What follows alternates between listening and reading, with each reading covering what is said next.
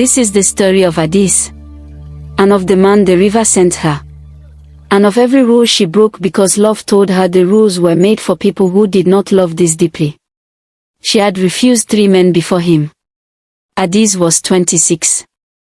Stubborn the way rivers are stubborn, not aggressive, but persistent, and impossible to redirect once she had chosen her course. He appeared at the dry season festival. Nobody saw him arrive. This was the first strange thing. One moment the square was full of only the people who belonged to it, and then he was there, standing at the edge of the dancers' circle, as though he had been placed rather than walked. He gave his name as Chukwumeka. You are not from this village. I am somewhere close. Closer than you might think. That is not an answer. But it is honest. Most answers that sound like answers are just comfortable lies. Comfortable lies? I prefer to be honest with you. Even now. Even before I know your name. Every morning for 40 days there were fresh water lilies at her door, flowers that did not grow within 10 kilometers of any road she knew. He learned her routines with an attention that should have been alarming but felt like being truly seen for the first time. He cooked her soups that tasted like childhood memories she had not known she still carried.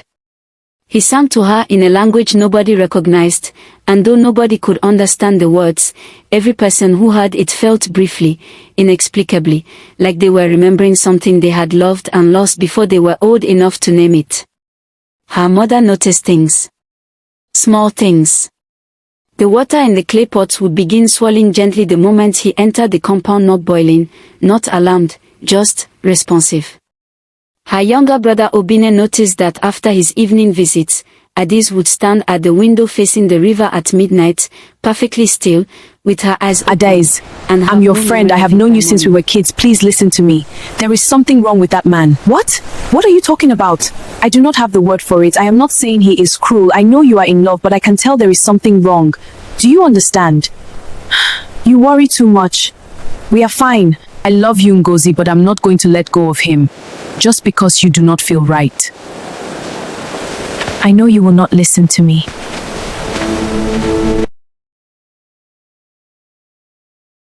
Adaeze hugged her friend tightly. She thought Ngozi was being dramatic. She thought love had made Ngozi afraid on her behalf.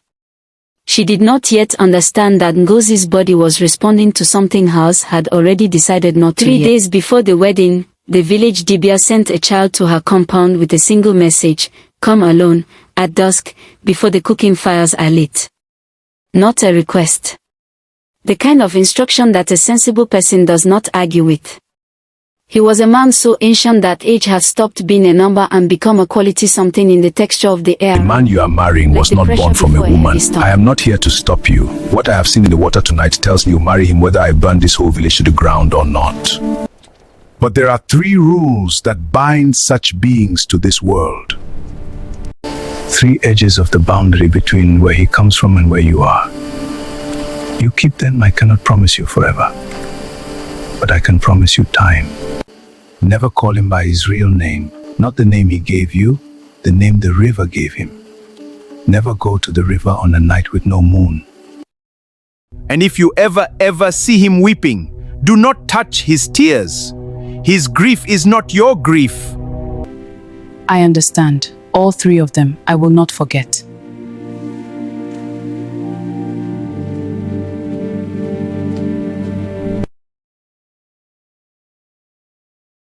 "2 years of extraordinary love." She kept the rules. The first year of their marriage was the kind of year that people later describe not as a collection of events but as a quality of light, golden, close, unrepeatable. He was the most present man she had ever known. Not just in body, in attention. He noticed when she was sad before she knew it herself and said nothing, only placed something small and thoughtful beside her, a flower, a bowl of the soup she loved, once a small carved figure he had made from river wood that looked, when she picked it up, exactly like her face in the expression she wore when she was thinking deeply about something. She asked him when he had made it. He said, "I have been making it for a very long time." She did not ask what He is meant. the best person Her I have mother, ever known. One evening by the And the fire, water in my pots, it has been swirling again. Are you happy, my daughter? I am happier than I've ever known how to be, Mama. I am so happy it frightens me. Yes, that is what frightens me too. the pregnancy came in the second year. For months of quiet, expanding joy, the kind of happiness that feels too big for the body, that makes a person walk carefully through the world as though carrying something irreplaceable, which she was. And then one night, without warning and without mercy, it ended. In silence. In their own bed. In the kind of pain that does not sound like anything because the soul is too occupied with what it is losing to make noise about it. She lay in the bed for 6 days. He did not leave her side except to bring food she did not eat and water she barely touched. On the 6th day he looked at her in the way a person looks at someone they are afraid they are losing from the inside, and she wanted so badly to reach for him, but grief had made her hands feel like someone else's hands, attached to someone else's body, belonging to a person she did not yet know how to be. On the 7th evening, she heard a sound. It was coming from the room at the end of the corridor, the small room where he sometimes sat alone with a lamp and whatever it is he needed privacy to be. The sound was low and rhythmic and deep, like water moving over ancient stones, except it was indoors, and it was coming from a man's chest. She pushed the door open. He was sitting in the corner. And he was weeping. Not the way a human weeps. His tears were not falling.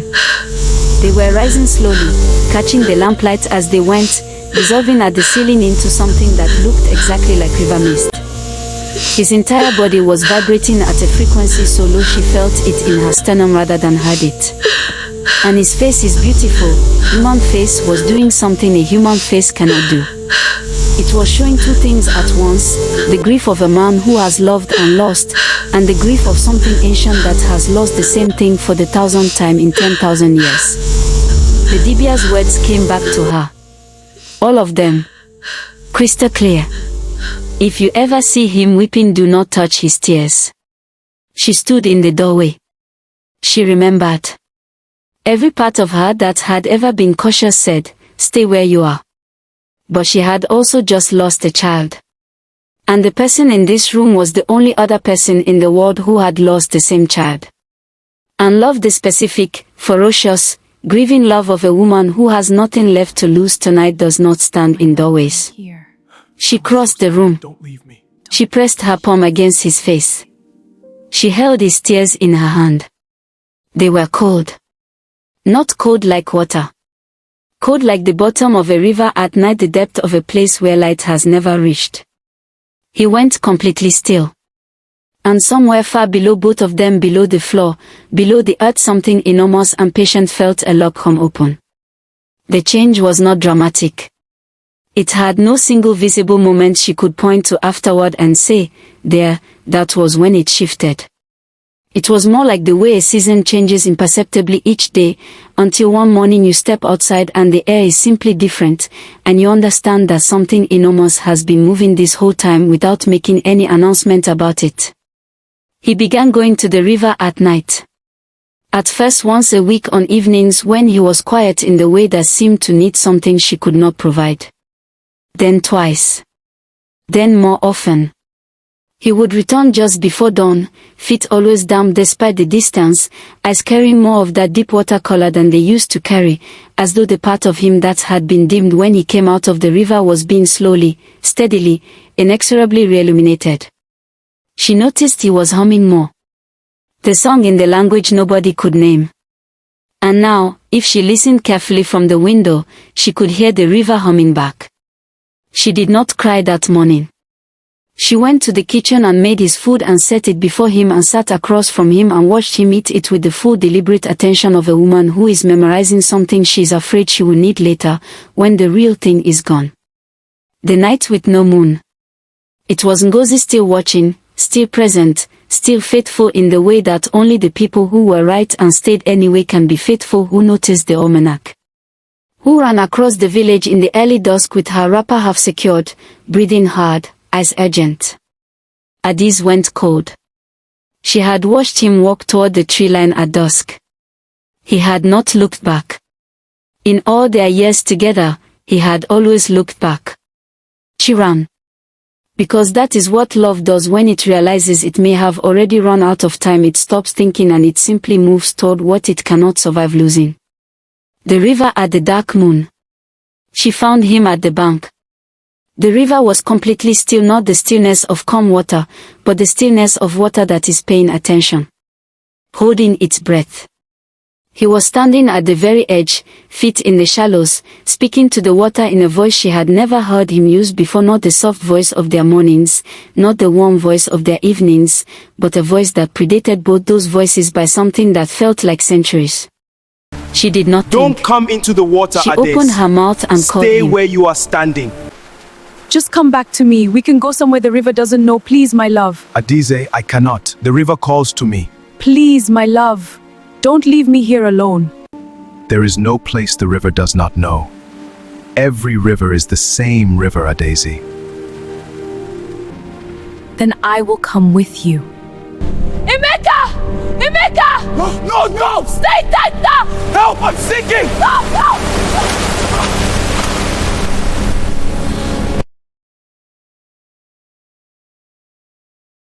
And from the surface of the river, a single water lily rose and drifted to the bank and rested against her foot. She stood there until morning. She did not move. She did not speak. She simply stood at the edge of the water and looked at the place where a man had once been, and held the truth that the water had always known, and she had always, on some level, known too, that this love had an ending written into its beginning, and she had chosen it with open eyes, and she would choose it again, and again, and again, in every life she was ever given. And that was the most devastating and the most human thing about her. Adaeze lived to an old age. She became a healer, the kind that villages send for, not for potions and procedures, but for understanding. For someone who has looked at the deepest things a life can contain and come back from them still standing, still soft, still capable of sitting across from a person in their worst moment and saying, I see you, and it is not over yet. Women came to her from far away to ask about love. About when to stay and when to go, and how to know the difference between a warning and a fear. And she always told them the same thing. Not as a speech. As an answer to a direct question, in the specific voice of a woman who earned every syllable. People said she walked to the river at dusk sometimes, in her later years. That she would stand at the bank in the particular way she stood there, like someone who is in the middle of a very long conversation that other people cannot hear. That the river would go still when she arrived. That she would lean toward the water and speak in a low voice. And that sometimes, not always, but sometimes the water would answer. Not with words. With a water lily, rising from the current. With the water moving against the wind for just a moment. With a stillness so deliberate it could only be intentional. Some love stories do not end. They change form.